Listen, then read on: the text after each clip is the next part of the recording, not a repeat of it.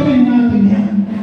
Kasi dito sa bansa natin, naging kangarupor na nababayaran mo ng mga pwes natin dito. Hindi na nagpapansyon ng mga pwes natin dito. Ganon din ang judicial system. Na tama. Kasi wala silang ginawa. Kundi, political ka, lalo na kung may pera ka, na pamulpul mo at bayad-bayad mo. Maski hindi sa'yo yan, hayaan nila na pagmamahuhin. Tayo pa na walang kasalanan ang gusto nila ito. Hindi lang tayo naisahan, kundi pinagluloko tayo at sinamantala nila. Ginugulong natin sila. Pero anong nangyari sa atin? Kung pwede, makinig na lang lahat. Lalo na, makatindi pa rin ang pelikula. Huwag kayong patay. Iskatan ninyo! Nasabi ko, sabi ko, duling ako, ikataso ko lahat, pipit ako lahat yan. Sa inyo na yan. Kaya nga sabi ko sa inyo, mag-isip tayo. Lagyan nyo.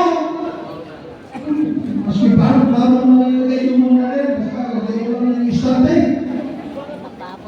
Huwag na kayo ninyo, yung pagkabuhayan. Sige na, parang murang gulay, murang bigas, murang kami, murang isda. Napakaganda. Sityo na ito. Gusto natin. Hindi na natin sigura. And I'm expected na nandiyan na kayo. Then, pagbalik ko siguro, nandiyan na. Nandiyan na kayo. Ang mga sultan natin, lahat natin, nandiyan na kayo. Ang mga punong dato.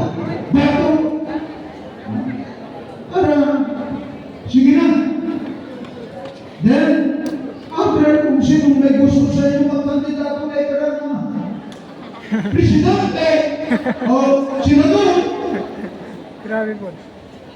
congressman, gobernador, o mayor, Grupo lang. ngayong kapital, madali na. Kaya nga may grupo kinyo mga tindok. Kasi, Maraming nandiyan tao na sa po. kongreso. Tanang na ko. Then, narinig na sa akin, napakayaman natin. Bakit? Ngayon, 99.80 mabibilang mo lang talaga yung sufficient. Meron man ng bawat isa sa atin, pero anong nangyari?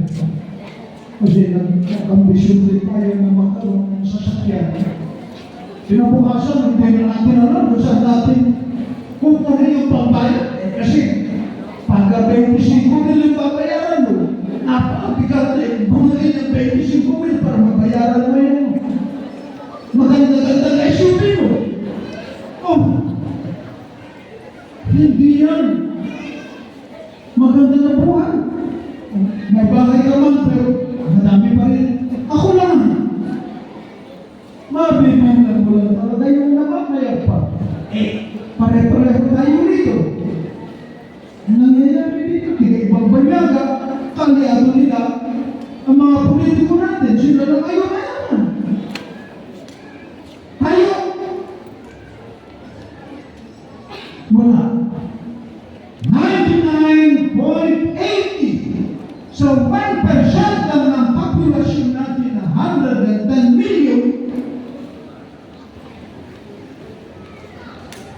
1% lamang, 20% lang sa 1%. Ang meron, mabibilang mo lang. Papayag ba kayo na? Para matuwa ang iba. Tayo ba? Sino ba may gustong kwarta?